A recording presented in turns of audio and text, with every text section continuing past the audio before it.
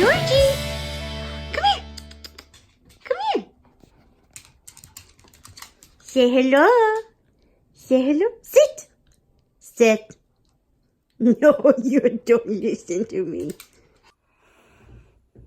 Alright.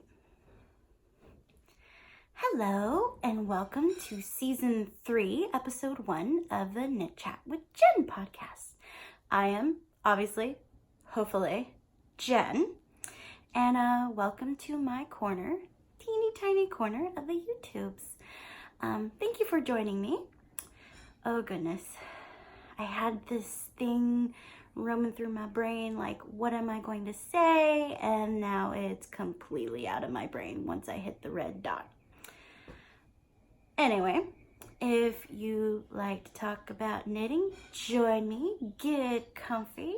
Get your beverage of choice. I'm drinking water because I kept going back and forth between green tea or decaf coffee. Kept going back and forth, and then I decided I'm just gonna drink my water. Drink some water. All right. It's been a while, so that's why I'm calling it Season 3. But let's talk about the knitting first. Let's talk about this.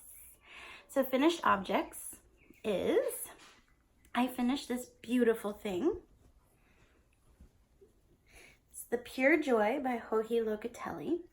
By the way, show notes will be very bare bones, what I'm working on and stuff and what I talked about, but it's not going to be very detailed, and it's going to be down below. Side tangent over. I did the Pure Joy by Locatelli. This is my second time doing this pattern because the first one I did for a friend as a commission. So this is my own. It's very long. It starts with short rows. As you can see, I did not weave in the ends, but it's really long and I loves it. Let's see, it ends right here. It is squishy, it is beautiful, so I'm very excited about wearing this for fall, late fall and winter. By the way, if you have never seen me before, my name is Jenn. I come from the San Francisco Bay Area, born and raised, most specifically in the East Bay Area in Hayward, California. So it's a little bit different. I'm about an hour, 45 minutes away from San Francisco and 30 minutes from Oakland, if you know those big cities.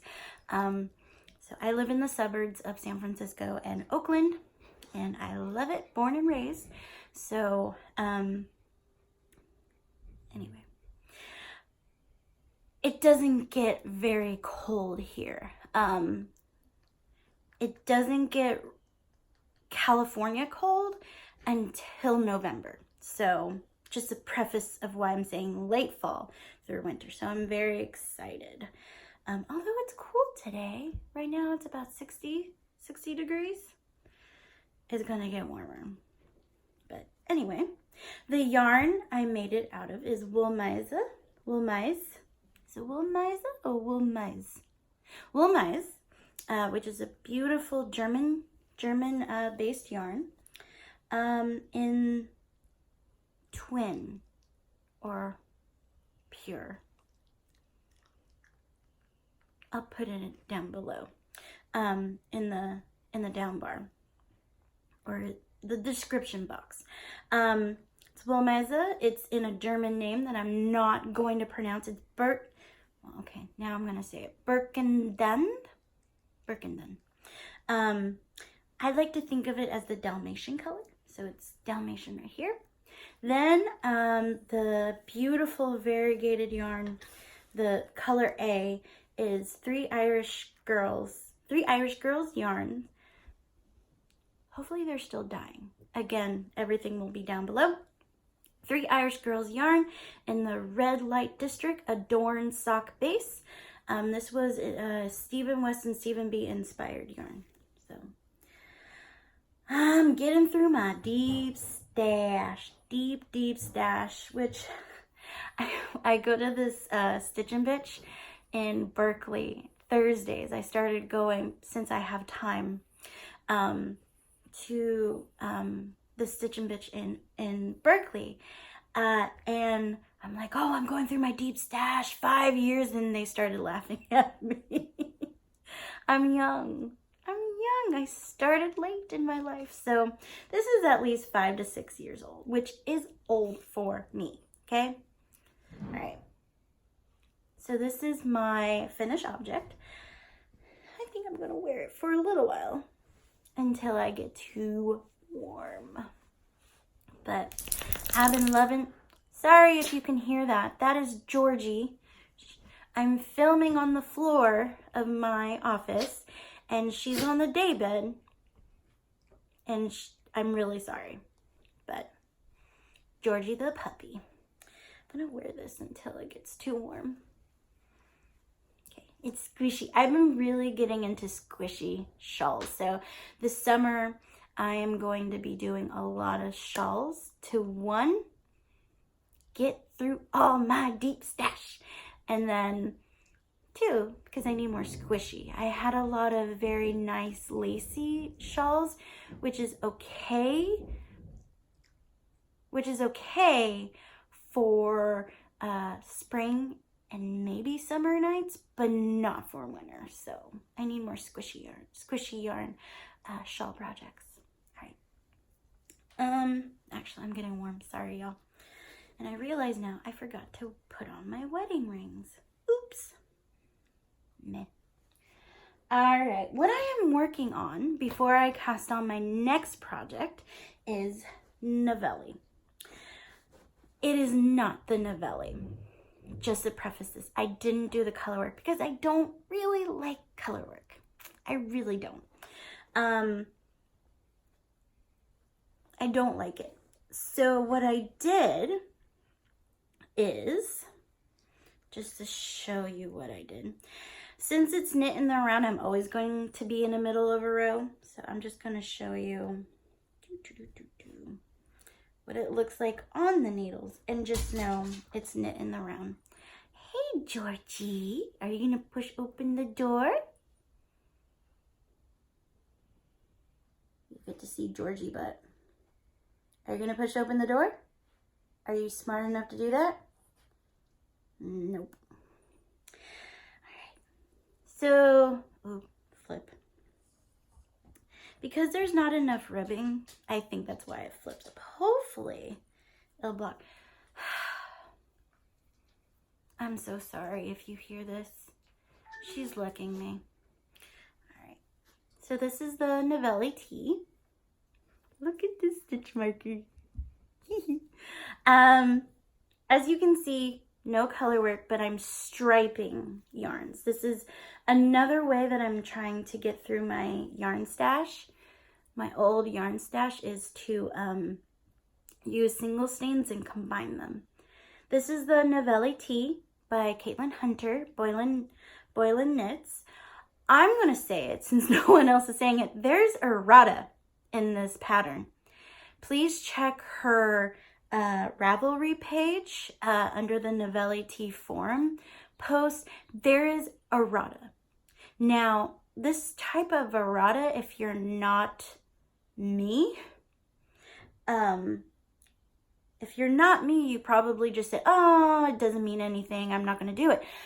It's errata. If you're doing this as your first, well, I guess if it's color work, then maybe it's not your first sweater. But if you're still relatively new to knitting sweaters, it's errata that you need to fix, and she hasn't fixed it yet. Anyway, pet peeve, old lady chant. But there is errata. You need to check it, please. But anyway, I did not do. It's not in the color work. It's just the shaping. I am using the numbers and I'm using the shaping. That's all I'm using for the Navelli tee. So that's why it's like a Navelli like. If you look in my Ravelry page, again, sorry, I didn't put that in there. I can be found on Ravelry as Knitty Witchy, and I'm on Instagram very much all the time as Knitty Witchy, although I haven't been posting recently, just to let you know.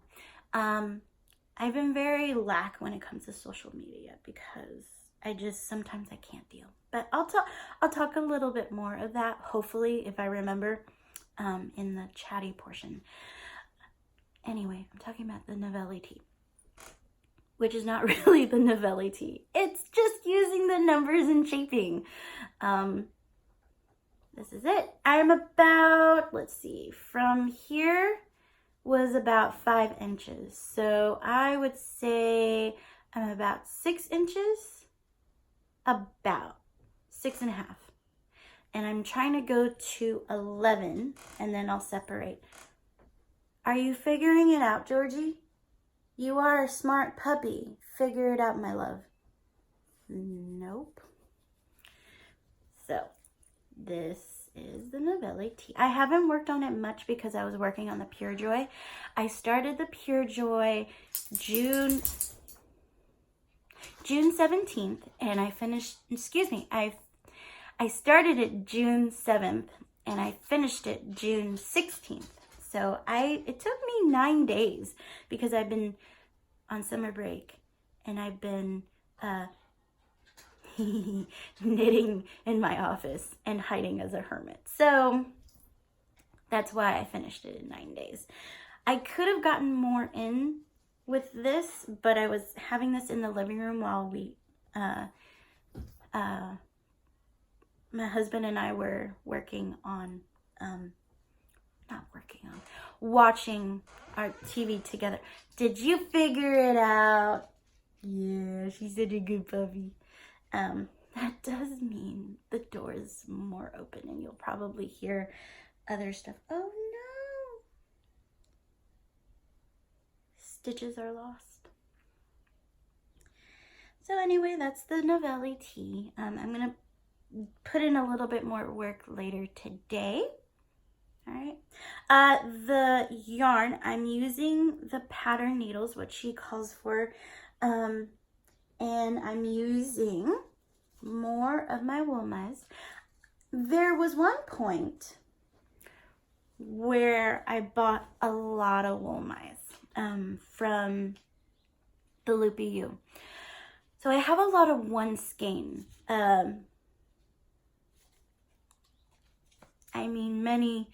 There must be many knitters that do this too. For a very long while, I was buying one skeins of yarn because I just figured, oh, I'll make socks. And I'm still a huge sock knitter. But there's only so many socks that I can make for my husband and myself. And this yarn I don't feel like I could give out to other people for commissions if I do commissions anymore. And I don't knit for a lot of people because a lot of people in my life are not knit friendly, are knit worthy, excuse me. So I needed to do something with these skeins of yarn that is not socks. So that's what I'm doing, is I'm using a lot of them for small sweater projects, shawl projects, that sort of thing. So getting back, so I'm using wool mice, 100% a weird different color, which is, I believe, I haven't gotten into this one yet. It's this one. Ooh, needle. This one. And this is accurate. God, I get good lighting in this office. I love this office. All right, so this one. And then the ones that are being striped now is, this is twin, which is wool and polyamide.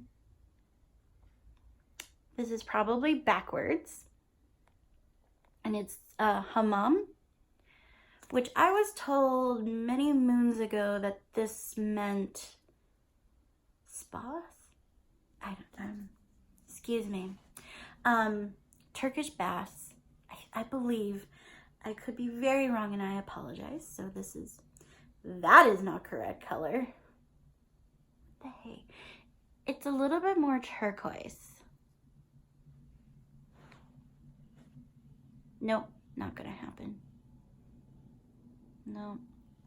Okay, I lied. It is not good color when it comes. It's a little bit more turquoise than it shows. It probably is grabbing that color, the TARDIS blue, but it's more turquoise. And then this I got as a yarn club, Yarn Love, in the Corridale sock, Seaside Cottage. Nope, not gonna happen. I'm touching the screen because I'm recording with my iPhone. Much better than the iMac. The camera is much better than the iMac, so that's why. Seaside Cottage, Corridale sock, 100% Corridale, superwash Corridale. I got this in a yarn club. That was the other thing. I did a lot of yarn clubs. So that is the Navelli like tee. I should just call it the not Navelli tee. I think I'm going to change that. Yeah. Not Navelli tee. But it is. That's what I'm knitting so far. I do have a pair of socks on the needles. It is in my purse right now. It's just a vanilla sock pattern. I'm using another deep stash. It's Miss Babs. And there's sock weight yarn. I'm not using, oh, you get an Ollie this time. I'm not bringing it out because it's one of those projects that's probably going to sit on the needles for a little bit of while. I'm using it for, you get the tail. I'm using it as movie knitting and just like waiting around. So I'll show it when I'm done, but not in progress. Is he going to, oh, you're shedding like mad. I need to brush you. Oh, good. Ugh. He sheds. I don't know. I hope it's not stress, but anyway. So that's what I'm knitting. Finished objects and knitting right now. Usually now I go into nails because I know when I started this podcast, it was books, it was knitting, it was nails, it was books. But as the years have passed, I've just not lost interest because, let me just say, watching people painting their nails on Instagram is like totally relaxing. It's that ASMR effect on me. So that and blending boards, people using blending boards, I don't know, it's so beautiful to me. But I've been having other people do my nails, so it's not really something that I really feel like I want to podcast about. So so let's get into books. Now that I'm on break, I've actually been reading a lot more since I started as going back to being a teacher librarian, but a lot more children's books and my book club, which brings me to, I finished reading Commonwealth by Ann Patchett. I keep wanting to say Pratchett. It's Patchett. This is the bigger type version. I mean, that's why it was only $7.99. So, I think. So it was very weird to read it in this huge type. I was like, whoa. I got used to it after a while, but while reading it, I didn't realize I was halfway through the book until, because it's larger type, so there's more pages. Until I realized where I was. I'm like, oh, I'm halfway through this book already. Anyway, if you want to hear the description, it says, one Sunday afternoon in Southern California, Bert Cousins shows up at Franny Keaton's christening party uninvited. Before evening falls, he has kissed Franny's mother, Beverly, thus setting in motion the dissolution of their marriages and the joining of two families. Spanning 5 decades, Commonwealth explores how this chance encounter reverberates through the lives of the 4 parents and 6 children involved. Spending summers together in Virginia, the Keating and Cousins children forge a lasting bond based on a shared disillusionment with their parents. When in her 20s, Franny begins an affair with the legendary author Leon Posen, the story of her siblings is no longer hers to control. Their childhood becomes the basis for his wildly successful book, ultimately forcing them to come to terms with a deeply loyal connection they feel for one another. Told with equal measures of humor and heartbreak, Commonwealth is a brilliant and tender tale of the far-reaching ties of love and responsibility that bind us together. Based on the description, it actually falls flat. I didn't feel this lasting bond. I actually felt like they didn't really like each other that much. So it just felt like they were like, oh, you're my stepbrother. Oh, you're my stepsister. There was no lasting bond. I didn't get that feeling while reading this. Otherwise, the writing was good. The actual writing was good. But the story itself was not as good as I thought it would be. I thought it would be definitely more of a family drama and whatnot. And it was a family drama, but not the way I'm used to family dramas. So it wasn't as good as I thought it would be. And after this, again, this is a book club book, and I've been reading a lot of my book club books. I'm part of a local book club. And after reading the last book club book that we're going to talk about, it was just disappointing. The book before this is called The Island of Sea Women, and I would show you that book, but I let someone borrow it from the book club. Oh my goodness, Coming from the Island of Sea Women by Lisa C. Lisasee. The Island of Sea Women by Lisa C. is an amazing book. Please pick it up, read it. So good. After going from that, amazing story, by the way, amazing story, great prose, just really good. Coming from that to Commonwealth, which the story was lacking, but the prose was good, it just felt like a downer. So I would definitely, if you had to choose, definitely The Island of Sea Women. Definitely The Island of Sea Women.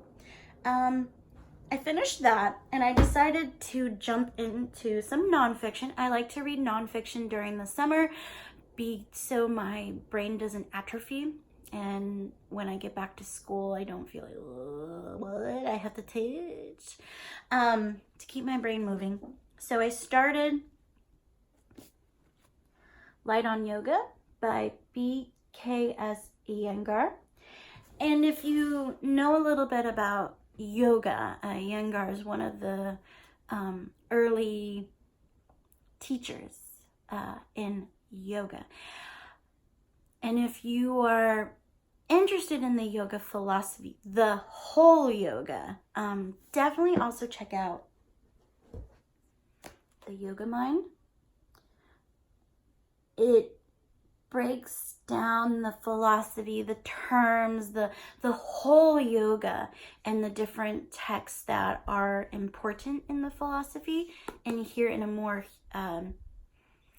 plain spoken writing. So I thought this was really good, and it has different practices to go with the discussion. So if you want to see just an example, like the practice of ahimsa, which is non-harming. As you can see, I wrote notes. It just kind of breaks it down, a little bit more description, and a little practice to go with it. So I thought that, and then a little quote. So I thought this was really good about, I don't know what that one is. What is that, baby?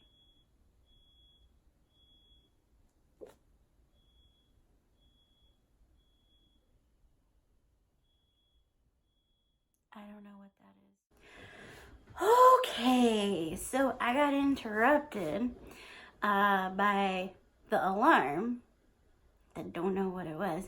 And then I got a phone call in the middle of it. And hopefully I don't get interrupted by another phone call.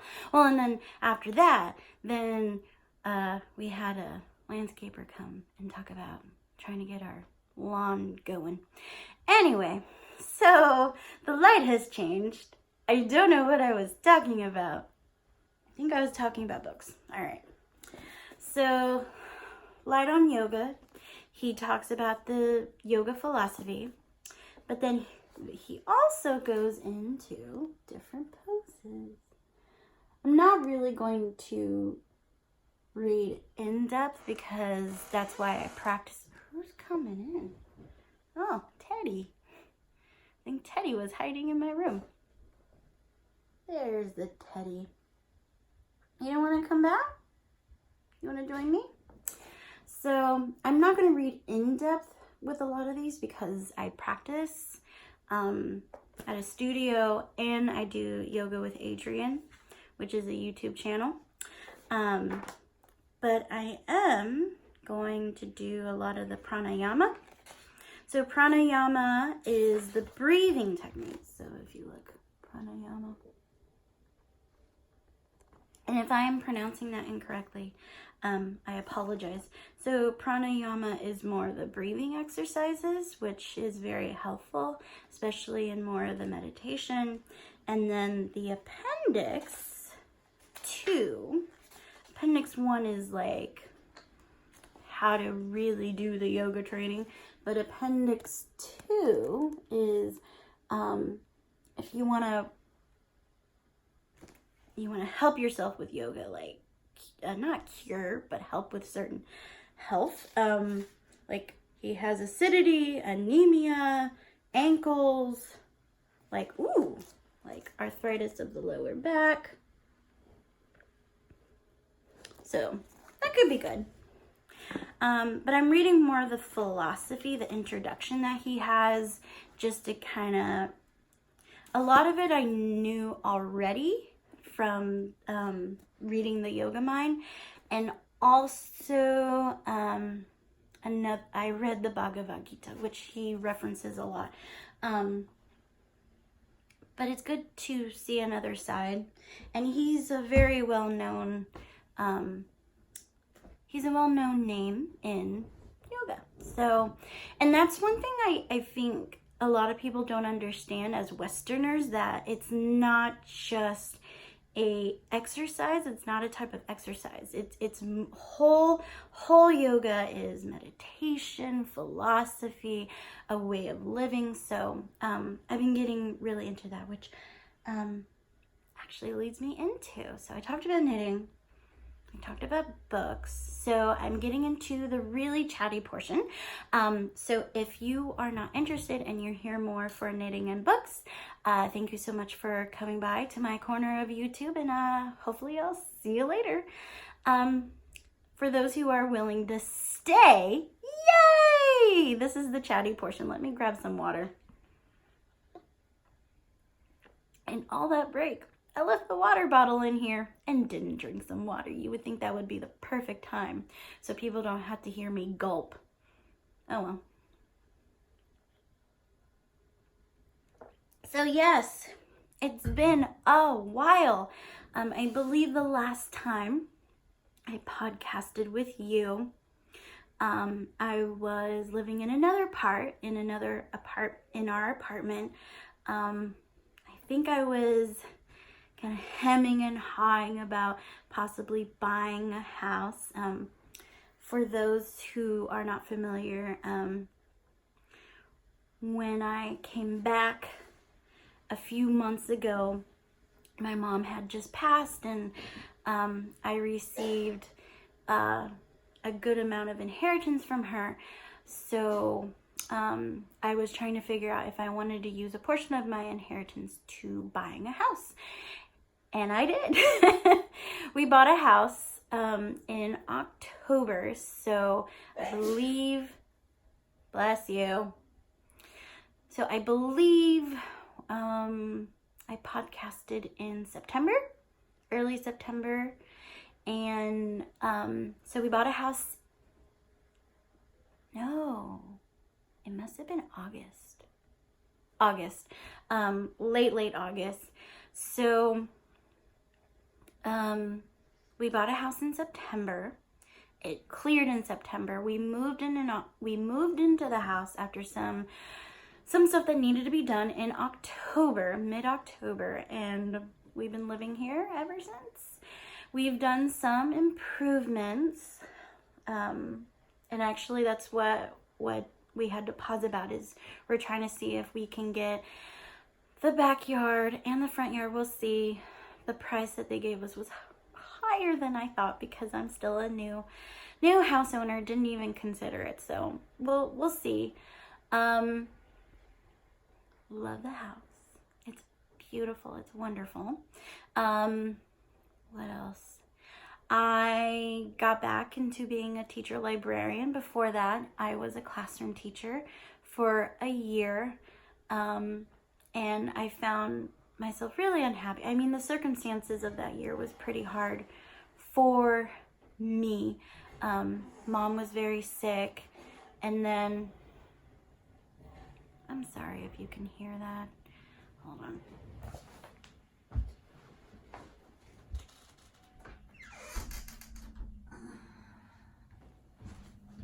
This is why I have an office. Yay! I have my own little corner of the house, so I can close the door and I don't have to hear video games. Anyway, that was a hard year. You know, my mom was really sick, and it was my first year as a classroom teacher. It was just really hard as a new person getting used to a job. You have, in the corporate world, you have that chance to kind of acclimate, but in teaching, when you're trying to acclimate, you also have all these children's minds at stake, and I felt like I was failing them no matter what I did. And I didn't really have coaching or support because as a teacher, when you get credentialed, you are preliminarily credentialed, and you're supposed to start what in California we call induction. It could be nationwide, but you're supposed to be doing induction, or the program used to be called BITSA. And so you have a mentor, and you do they do coaching, you do cycles of review and lesson planning. I didn't have that my first year as a classroom teacher because of circumstances with my tests, doing the final test. As a teacher, you had to go through a lot of testing. The last one was called RICA. It was reading instruction, and I kept failing. It's a very hard test. It's a very hard test. A lot of studying I had to do. I finally just bit the bullet and did a prep workshop, and that helped me. That really helped me pass.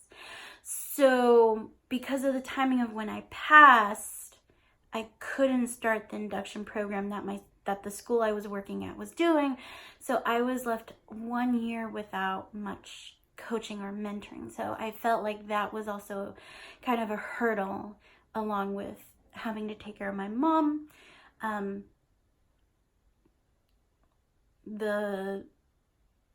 had to create my own curriculum. It was like a culmination of things that I felt were not helping me a lot.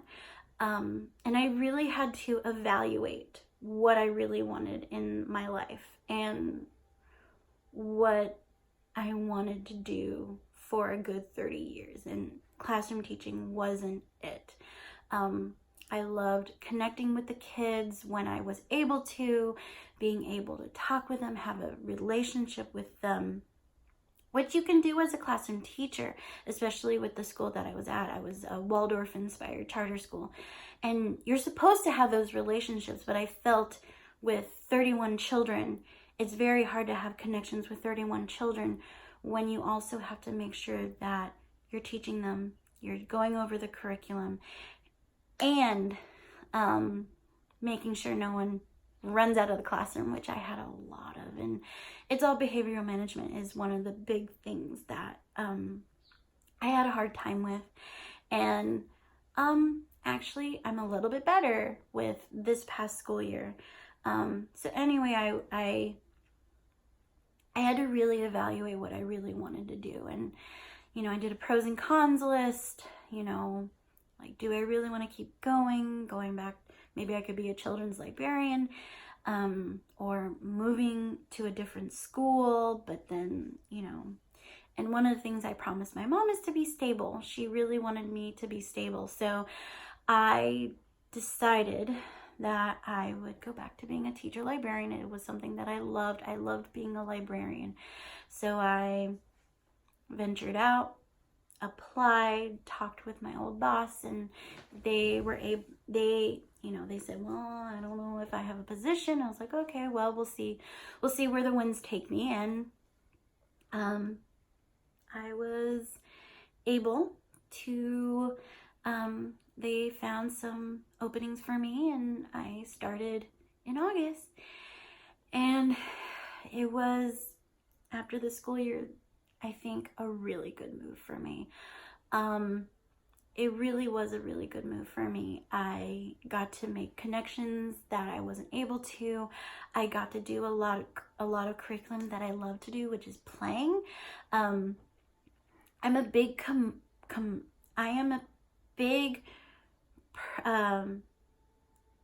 what's the word I'm looking for? I'm a big I believe firmly that children learn a lot with play. That's one of the things that I really loved about Waldorf, is finding a different way of teaching, but I couldn't do it again because I wasn't skilled enough. I needed a lot more training. And also just the classroom is not where I wanted to be. I wanted to be a teacher librarian. I wanted to be a librarian. That was my key thing. I remember I had a student who didn't like me very much. He hated me.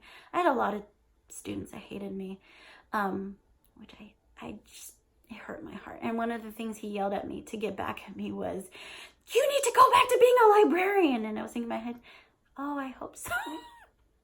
That should have been my first clue, but I'm stubborn, and I was just like, I'm going to make this work. But when it comes to life, I need to stop being stubborn and say, okay, let's go back to the drawing board.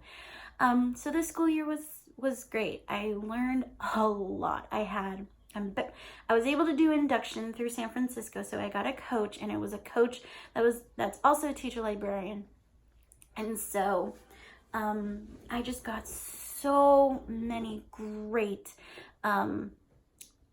helpful hints about what to teach, how to do library classes, how to work with the teachers, and I was also teaching a little bit of computer science, and that didn't work as well as I wanted it to be. So so you should do a drinking game. How many times I can say so. So that didn't work out as much. Next school year, I'm just teaching library sciences and doing a lot of makerspace, a lot of play component. I'm really excited about that. And I'm going to be, last school year, I was at 2 schools. Now I'm at only 1, and same school in one of them. So I'll get to stay, be permanently at that school, and get to work with the same students again. And I'm settled. I'm very settled. So that's one thing that helped a lot, is finally being settled. It's been a year since my mom passed away, and one things that in Filipino tradition, my mom was Filipino. One tradition, and I bet you other cultures do this, you visit their gravesite. We did a spreading we spread her ashes and then go to mass and have a mass dedicated to her. So we went to that mass. I'm not religious, but I did it for my mom. We didn't get to go to her ash spreading. She was spread at Glacier Point in Yosemite because it was snowing in May. So we didn't get to go. But I'm hoping to visit soon, later on, if I have the chance, just to visit. What else? I'm on summer break. I feel like I do better when I'm on breaks. So maybe I'll do more podcasting during the summer. So recording during breaks. That may be helpful for me because I'm trying to be very aware of what works with me and what doesn't, and the constantly having to do something was not fun. Doing this when I have time is fun. So, and I wanted to talk a little bit about why I decided to go back to podcasting. And one of the reasons that I wanted to go back to podcasting is, I love watching knitting podcasts and spinning, even though I'm not a spinner. I love watching them. And I notice, especially now that we've been having these conversations on Instagram about racism in the knitting community, I realize there's not a lot of diversity. It seems like a lot of the podcasters I watch are not as diverse. And so I realized I need to expand my horizons, maybe find podcasts that emulate me. I hope I'm saying emulate me, as a biracial woman. And I realized there's not that many. So I decided, you know what? I did a podcast and I don't have that many subscribers and I don't care, but at least my face can be out there. If I put the tag of knitting, fiber crafts and crafting, someone's gonna find me. And it doesn't matter if I have, 1,000 or 100, at least my face will be out there. So I figured, you know what? I'm gonna podcast and be diverse and bring some diversity in here. And even if I can't really add much to the podcasting world, at least face. And I have the privilege. One of the things that came up a lot was privilege, white privilege, and I have privilege. And I want to acknowledge that privilege because I am a white passing biracial woman who was raised in an upper middle class family. Obviously because, I got a good amount of inheritance that I was able to buy a house. I was able to get my life a little bit more comfortable. So I'm going to admit that. I was raised in an upper middle class. I had that ability. I went to private school. I had those advantages. So I wanted to be able to use my privilege for good. And so here I am, putting my face out in the world. Maybe to 5 people, but I don't care. If I can influence those 5 people, yay. And that doesn't mean that I haven't been faced with my own racism, but not as much. Again, I'm white passing, so I don't get as much as others. So I have that privilege to pass. But I have encountered some, like in my undergrad, when I was up at Sonoma State, which is the whitest university, one of the whitest, hopefully not as much. But yeah, people came up to me and said, so you're Filipino, do you eat dog? And I'm like, no. And this is the funny thing is I had a friend who was 100% Filipino. She's like, yeah, we eat dog. I'm like, do you hate yourself? I mean, no, we don't eat dogs. Come on. And then I do have a lot of people with, you know, the eyes you can see and a little bit of my coloring. I'll have people come up to me really close and say, what are you? I am a human being. Where are you from? God, where are you from? California. No. Where are you from? In this corner of the world in California. No. Where are you from? Up the street and down the road. I got that a lot. And then some people have thought I was Cuban. Some people think I'm Latino. Some people think I'm Chinese. So one of the schools that I taught this school year was a newcomer school. When we say newcomer, the children have been in the U.S. for less than a year. So San Francisco especially has this newcomer system where they can go to a school that's taught by bilingual teachers. So it mixed between Chinese and English was the school. And so I had a lot of children come up to me and start talking to me in Chinese. I'm like, oh, I'm really sorry, I don't speak in Chinese. And they're like, and I had some subs say, but you're Chinese. I'm like, no, I'm not. I'm not Chinese. So I mean, that part I don't think is racism in itself. But again, because of being biracial and with the mixtures of genes, I do tend to go with my dad, who's the white part of me. I do have some privilege. So anyway, that's why I'm starting to podcast. What else? I did say I wanted to talk about yoga. Since, again, it all relates to my mom. One of the things when that happened, I was just really flailing. I flail a lot in life anyway. But again, it was going back to wanting to be settled. And I just felt like a lot of me was flailing, was just not at peace.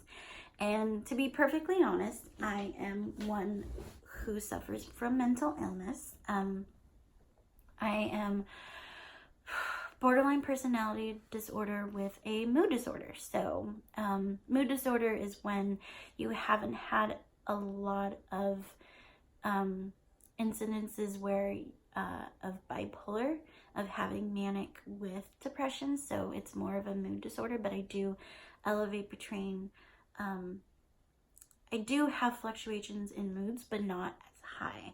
So that's why it's a mood disorder.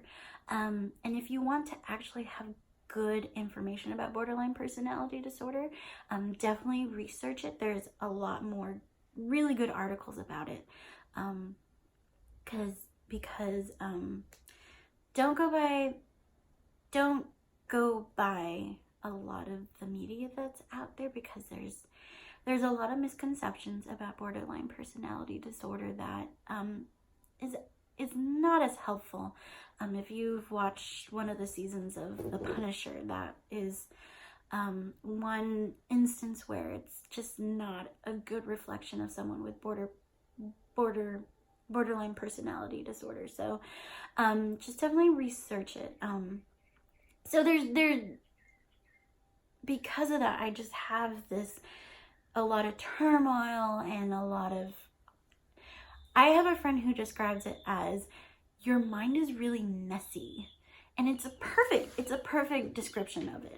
My mind is very messy. And I found one of the ways to kind of clean it up has been yoga. I've been practicing yoga, the actual asanas, which is the postures, what Westerners always think of yoga is the asanas, the postures. I've done those for many years, doing the yoga studio, practicing the physical practice.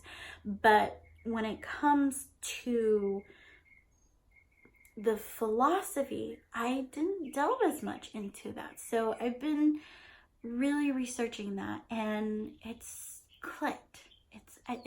It clicked with me. It's really helped a lot with cleaning my mind and making it more structured and easier to manage. And so it's helped me a lot. It's changed a lot of what I do as well. I meditate more. I used to use the Calm app, but now I do a lot more Kundalini yoga style of meditation. Not as much as I would like, because I'm not very knowledgeable about it, but a lot more just sitting and breathing and listening and chanting. So more of that than the Calm, which focuses more on breathing and being still and cleaning out the mind. I do a little bit of that. I've also become more vegetarian. I still eat fish, and now and then I'll eat meat, just so I don't get sick when I do eat meat. And also I tend to be iron deficient anemic, because when I was in my 20s, when I was in undergrad, I did stop eating beef, and I didn't do it the right way. There is a right way and a wrong way. There's a healthy way, there's a healthier way of doing no beef, and I didn't do it the very healthy way, and so I got very anemic, iron deficient anemic. So I had to go back to eating beef. So now I'm doing it in a sense of, if I listen to my body, so that means I have to be more mindful of my body, which yoga does that. Yoga is more of a union between breath and body and your mind. That's why it helps so much. And so I'm more attuned with what my body needs. And so I know when to eat meat, I know when I absolutely need to eat meat. But otherwise, I live a very vegetarian life. It's the concept of ahimsa, non-harming, which when it comes to spiders, man, I can't. I'm trying so hard, but spiders scare me, especially when they're like the spindly big body. Oh, so I did it one time where there was a spider at my desk in the library. I took a piece of paper and I was just like, go, no, don't go back to me, go. But that was the only time. Other than that, I'm like, Peter, there's a spider. So I just have a hard time just leaving it alone. It's in the house. Oh my God, there's a spider in the house. But otherwise, I don't go out and kill them. It's like, die, spider, die. You're in the backyard. Must die. No. All right. That's their natural habitat. So that's some of the things. And also just being kinder. I was a cranky old lady. Still am a cranky old lady, but I try to be a little bit more like, okay, more empathetic. I found that I have become more empathetic about other people's, like, how is this helping? How is this kind? How is this loving? So I feel like it has done wonders with my life. Huge wonders with my life. So, and it goes back to why I started this podcast of spreading love. There's enough vitriol in the world with the orange man in office right now and whatnot. So I just wanted to spread some love and joy and happiness in my little corner of the YouTube, and just say, I'm giving out love. I'm giving out hope. I'm giving out diversity in my own way. So that's why I'm here. And we'll see, maybe I can continue when school starts, but I'm not going to make big promises. And also, I'm changing the style. Like, I'm talking to you right now, But I really want to do more vlogs though, because when I watch knitting podcasts, when they do vlogs, I like it. Like Vlogmas is fun. Vlogtober I enjoy so much. So I want to see if maybe what I enjoy I can do as well. So, but I can see that I'm at 30 minutes with this segment, and then the other segment was around 20. So I'm getting close to an hour. So maybe I'll close it right now. I tend to chat a lot. I'm like, oh, this is just going to be 20 minutes. No. I like to talk to myself. That's kind of weird. Anyway, so let's see if I can continue during the summer. We're going on a trip coming up in July. Beginning of July, we're going to do a road trip. So maybe I can do a fun adventure vlog during that time, instead of talking at you for an hour. Because who needs that? Although I like it because it gives me more time to knit. But I know, not everyone has a summer break. So I'll wait until I stop recording. Also, this is me. Low tech. I'm not going to be doing a lot of editing. So if you're not into that, well, thank you for joining me, and I hope you find a podcast that fits your needs. Otherwise, this is it. This is me. Unedited. This is me. That's another part of yoga, is being honest, is being truthful. And so I'm learning to not be something that I'm not. And this is me. So anyway, thank you for joining me on in my little corner of YouTube. I hope you have a wonderful rest of your Monday and rest of your week. And I hope to see you soon and have an amazing knitting time and adventure. Bye.